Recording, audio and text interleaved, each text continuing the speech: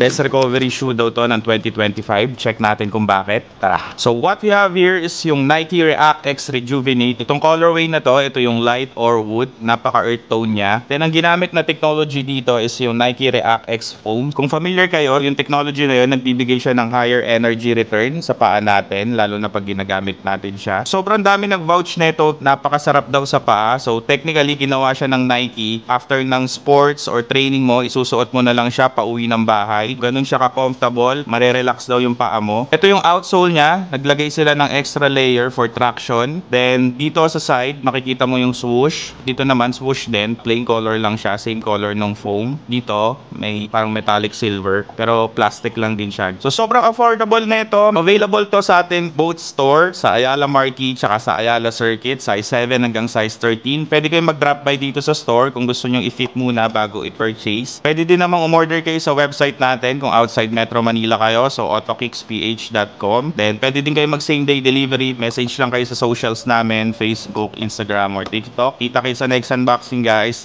Peace out.